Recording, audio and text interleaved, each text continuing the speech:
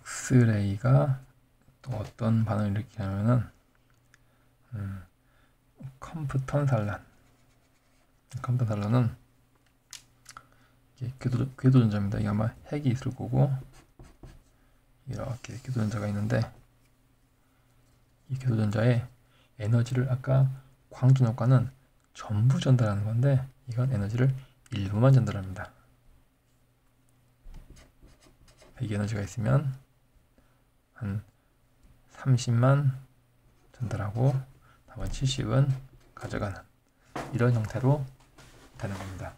그리고 과연 어쩔 때 30을 주고 어쩔 때 40을 주느냐, 그건 이 각도에 따라 결정이 됩니다.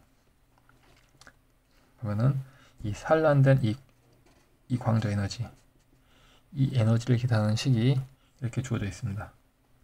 보면은 여기서 유일한 변수는 이 각도만 들어가게 됩니다. 실제 계산 문제에서는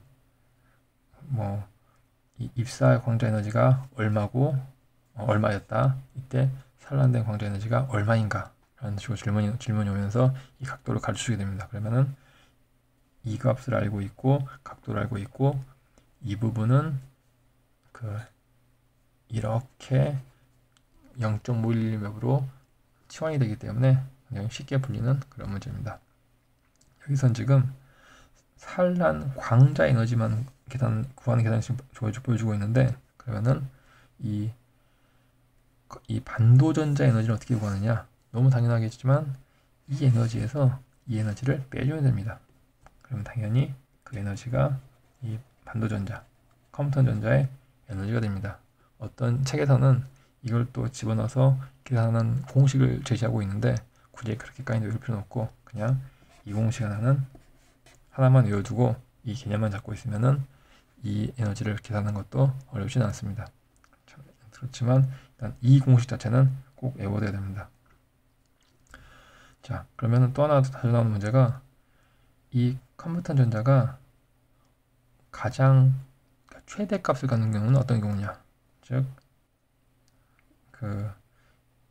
이 100%는 아니지만 가장 많은 에너지를 전달하려면 이 입사광자가 이렇게 와가지고 정반대로 튀어나가는, 당구공으로 치면은 정면 충돌한 다음에 헤어지는 그런 상황이 되면은 가장 많은 에너지가 전자에 보내질 겁니다. 그러면 형태가 전자가 있다가 광자가 들어왔다가 광자는 산란돼서 나가고 전자는 당연히 앞으로 튀어나가는 이런 상태일 때 가장 이 컴퓨터 전자가 많은 전자를 갖게 됩니다. 이 전자가 가장 많은 에너지를 가질 때 그때를 컴퓨터 엣지라고 하는데, 이유가 뭐냐면은 이걸 개축을 측정하다 보면은 이렇게 가다가 이렇게 올라가는 이런 게 하나 나오기 때문에 이 전자 에너지에서 나오는 이 엣지를 컴퓨터 엣지라고 부르는 겁니다. 자, 계산식은 보다시피 좀 복잡합니다. 그렇지만 이것도 역시 외워둬야 될 필요가 있는 공식입니다. 여기는 보면은 이 식에서 그러니까 이거 가지고 이미 이거 계산식으로 가지고 충분히 풀 수가 있는데 이 세타가 180도인 경우만 집어넣으면은 이게 구해지고, 다시 이 계산식에 의해서 이 값에서 이 값을 빼주면 이게 당연히 나오는 그 공식입니다. 그걸 그냥 이렇게 해나가기 때문에 이걸 외울 필요는 없고 이걸 알고 있고 이거 하나만 외우면은 이 개념 잡고, 그리고 컴퓨터 전자가 이 경우에 가장 컴퓨터 엣지가 발생한다 라는 개념만 잡고 있으면은 어렵지 않게 계산할 수 있는 그런 문제입니다. 이 컴퓨터 산란에 대한 효과는 에너지 반비례하고 질량이 원자량에 비례하게 됩니다. 이걸 정리한 그래프가 이건데, 컴퓨터 산란은 이 그래프, 에너지의 마이너스 1승, 에너지가 증가할수록 감소되는 이 현상이 컴퓨터 산란입니다. 이렇게 에너지가 늘어날수록 오히려 감소하는 이 그래프, 이게 컴퓨터 산란입니다. 2015년 기출문제 보면은 일단 입사 광자 에너지가 줘줬고, 그리고 컨버턴 엣지와 전 에너지 피크를 구하라. 그래서 차이를 계산해라 라는 거였습니다. 기도전자가 있고 들어오고,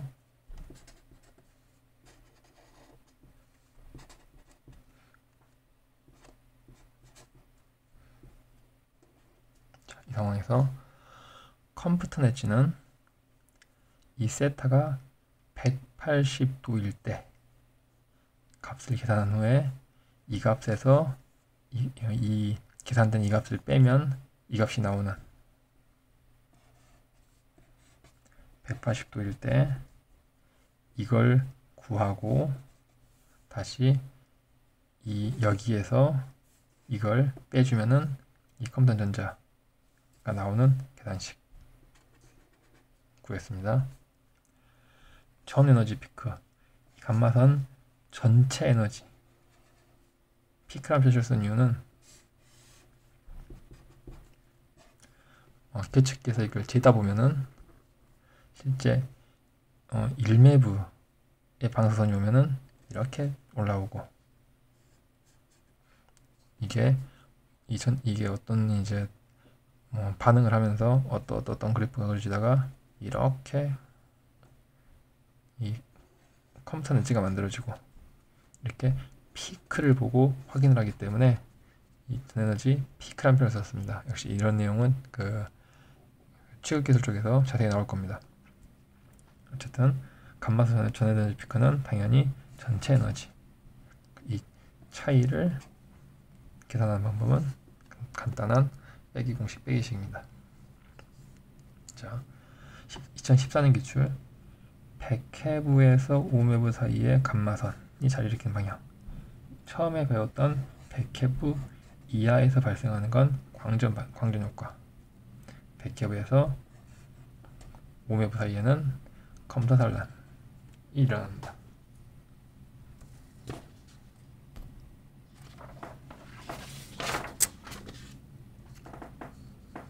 (2010년) 기출 2매부 광자가 60도로 컴퓨턴 산란 되었을 때 되팀 전자에너지 당연히 이걸 구한 다음에 여기서 빼주는 식으로 구하면 됩니다. 하나씩 해보겠습니다. 먼저 이 산란 광자를 먼저 구합니다. 산란 광자 공식에 의해서 여기에 2매부 집어넣고 60도 집어넣고, 여기는 0.511매부 집어넣고 간단히 계산이 됐습니다. 컴퓨터 산란은 전체 에너지에서 이걸 뺀 거니까 전체 에너지 2매부에서 광자 에너지를 뺀 값이 됩니다. 계산이 됐습니다. 자, 레일리 산란은 자주 일어나는 현상이 아니기 때문에 보통 전자기파와 물질과의 반응에 다루지 않고 별도로 취급받지만, 일단은 그 전자기파와 이런 현상이기 때문에 일단 포함을 시켜놨습니다. 다시 말씀드리지만 자주 일어나는 현상은 아닙니다. 전자기파가 매우 작은 입자에 의해서 산란되는 현상, 뭐냐면은 그 노을, 해질녘이 보이는 노을이 현상입니다. 노을은 공기 중에 아주 작은 먼지가 있을 때 햇빛이 지나가다가 햇빛의 파장보다 작은 먼지에 의해서 휘어진 현상입니다. 그래서 해질녘에 지구가 있는데 옆을 지나가다가 많이 꺾이는 빨간색, 노란색이 지구에 보이는 현상, 에너지가 큰 파란색은 조금밖에 아니니까 지구에서는 볼 수 없는 현상. 그래서 노을은 에너지가 작은 빨주, 노 이런 색깔만 보이는 현상. 이게 레일리 산란입니다. 빛이 이 기체, 공기 기체나 또는 뭐 투명한 액체, 투명한 무언가를 통과할 때 발생하는 효과입니다. 자, 레일리 산란, 전자기파가 자기 파장보다 작은 입자에 의해서 그리고 탄성 산란할 때 일어나는 현상입니다. 문제 2010년 기출 광자와 물질의 상호작용을 옳은 것. 광전 효과는 처음에 배웠다시피 에너지가 작을수록 잘 일어난다. 원자보다는 클수록 잘 일어난다. 컴퓨턴 산란 후 대팀전자 에너지는 광자의 산론 각도에 따라 달라진다. 아까 그 세타에 따라 달라진다. 맞고, 레일리 산란은 이온화 시키는 능력이 아닙니다. 그냥 혼자 산란되는 겁니다. 그리고 산란되는 현상이다. 전자기파가 물질과 상호작용하는 가장 중요한 세 번째 반응, 전자 쌍생성. 전자 쌍생성은 이 광자가 핵 주변의 쿨롱장에서 소멸해서 없어집니다. 없어지면 대신 전자를 만들어냅니다. 즉 질량이 없는 전자기파가 질량이 있는 전자를 만드는 현상입니다. 아까 쌍소멸은 질량이 있는 전자 두 개가 질량이 없는 광자 두 개를 만드는 현상이었는데, 정반대로 전자 쌍생성은 질량이 없는 광자가 질량이 있는 전자 두 개, 하나는 마이너스 하나는 플러스를 만드는 현상입니다.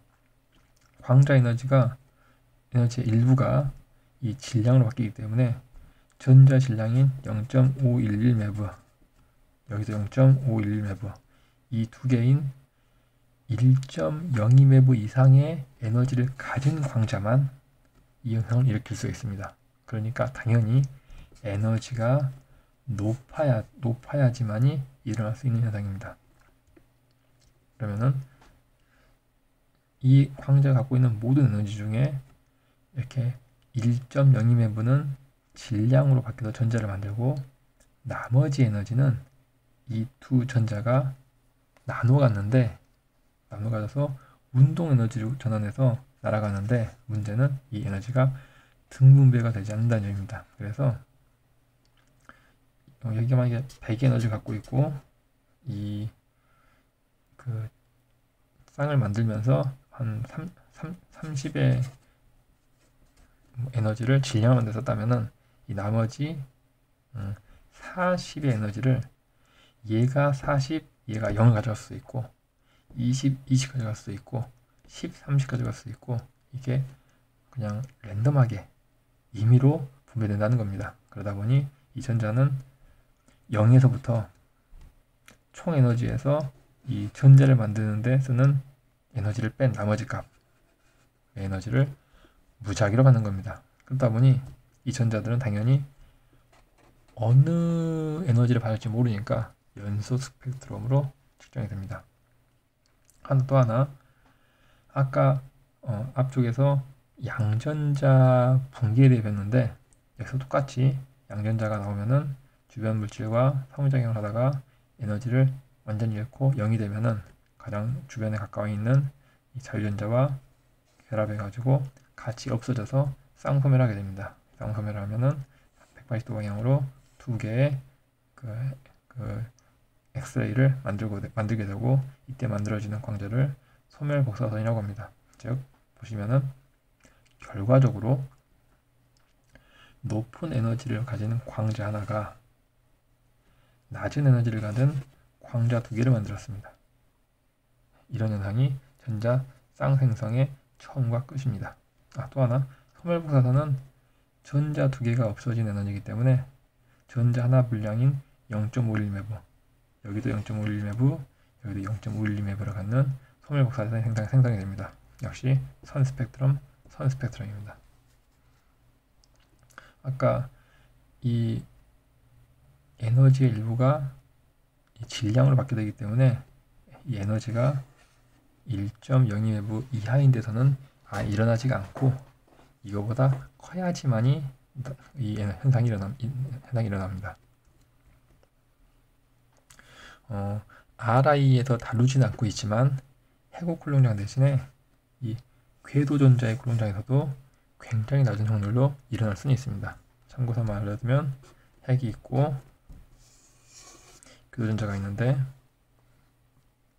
광자가 들어와서 여기에서 혹시 생성이 돼가지고 이 마이너스 전자 두 개가 만들어지게 되면은 겉보기에는 기존에 있던 전자를 포함해서 마치 3개의 전자가 생긴 것처럼 보입니다. 한국어로 정확히 번역된 건 없지만 3전자 생성 정도로 번역이 됩니다. 전자 쌍생성은 방금 보듯이 1.02 MeV 이상에서만 발생하기 때문에 이렇게 에너지가 높은 쪽에서만 발생합니다. 결과적으로 지금 광자가 물질과 발생하는 이 광전력과 컴퓨터 전란, 전자쌍 생성을 모두 합친 전체 그림, 이 그래프가 바로 이 감마선 혹은 엑스레이가 물질과 상호작용하는 전체 확률이 되는 겁니다.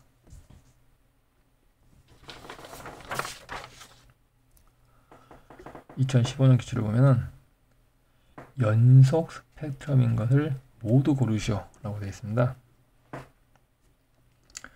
알파 분계는 핵 안에서 알파가 튀어나오는 건데 이건 정해진 반응에 의해서만 나오기 때문에 선 스펙트럼. 베타 마이너스 분계는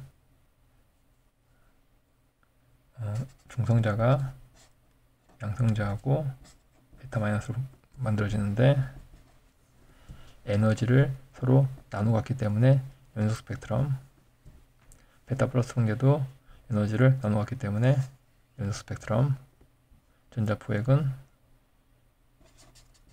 핵에서 주변 전자를 잡게 되면은 양성자 더하기 전자는 중성자.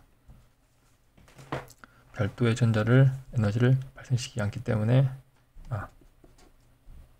전자 에너지를 나누고 갖지 않기 때문에 선 스펙트럼. 쌍소멸은 두 개가 만나서 양쪽으로 0.511 MeV를 방출함으로 똑같은 에너지니까 역시 선 스펙트럼. 쌍생성은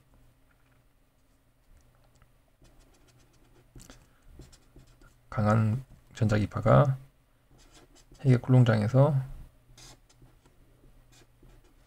두 개의 전자를 만드는데 에너지가 등분배되지 않기 때문에 연속 스펙트럼. 특성에서는 핵 주위에서 전자가 빠져나가 공란이 되면은 여기를 채우기 위해 전자가 내려오면서 이 차이만큼 방출하는 전자기파이기 때문에 이 차이에 해당하는 선 스펙트럼. 감마선 방출은 핵 내부에서 핵 반응이 일어난 다음에 에너지가 안정화되기 위해서 정해진 양만 나가기 때문에 선 스펙트럼. 컴퓨터 산란은 전자기파가 전조에 부딪혀서 튀겨나가는데 이 세타에 따라서 값이 변하기 때문에 연속 스펙트럼으로 정리가 됐습니다. 다음 조합 중 직접적인 관련이 없는 것은 질량 결손. 핵자들이 결합해서 핵이 만들어졌는데 이때 만들어진 질량 결손, 질량의 감소분을 에너지로 바꾸면은 결합 에너지. 이거 다시 뗄 때도 똑같은 에너지가 필요한 결합 에너지. 레일리 산소는 아까 노을 설명을 했지만 탄성산란 B가 아니라 광핵 반응은 빛이 들어가면은 설명 아직 안 나온 과정인데 빛에 의해서 만들어지는 핵 반응 빛이라고 하면은 광자 그 질량을 가지고 있지 않은 그런 것들을 모두 광에 포함시켜서 광이 들어가서 중성자가 나왔으면은 핵 내부에서 질량수가 변한 것이므로 핵반응, 광핵반응. 전자 쌍생성은